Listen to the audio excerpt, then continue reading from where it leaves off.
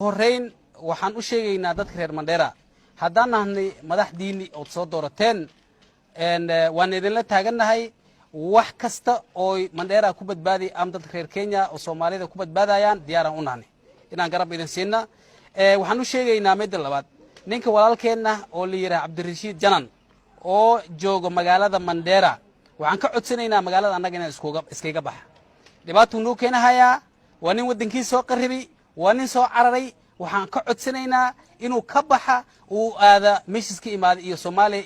iyo Kismaayo muy ka imaado taas waa codsi aan u sheegaynaa reer Soomaaliya waxaan u sheegaynaa waa mahadsantihiin aad u mahadsantihiin arintan iska mid aan ka nahnay waa idin garab taaganahay wax dhibaato ah oo Soomaaliya balaxa lagu sameeyaan ma fiirsanayna waana ka xunnahay Mandheera dad baa iska leh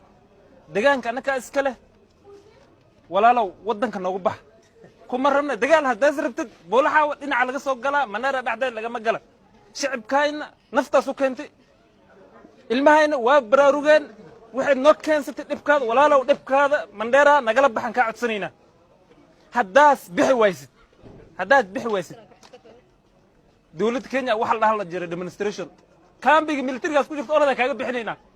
haddaad bixi waysid waxaan ku siinaynaa 24 saac reebulaha waa mahadsantiin walaalayaalow tan waa ka simannahay reer Kenya ahna noo dilin Cabdirashiid Janan waa nin wadankiisa soo qarribi annakana ma hoos haysana waan iska bixinaynaa waqtina si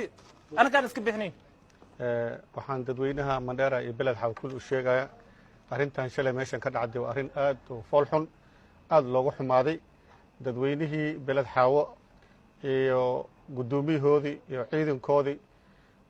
sharaf weyn ay leeyihiin ummadda meesha ku nool muslimiinta Mandheera ay ogaadeen dhibkooda dagaalkii dhinacaan xoog dhinaca oo magaalada uma soo aadinin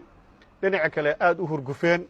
waxaas waxaan u yeelayeen intii anaga aad ahaan muslimiin nahna walaalana og yihiin sharaftoodii na siiyaan anagana sharaf way naga leeyihiin sidii iyagu noo qaatiyada